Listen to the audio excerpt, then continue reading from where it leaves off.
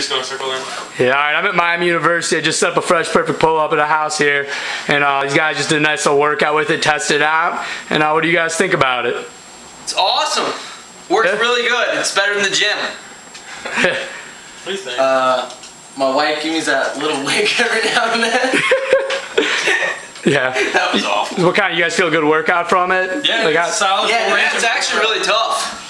Yeah, you guys are doing the upright, the regular pull-ups, but like, you can pull it down, you can do upright rows, you can do a bicep one, it's all in the book that comes with it.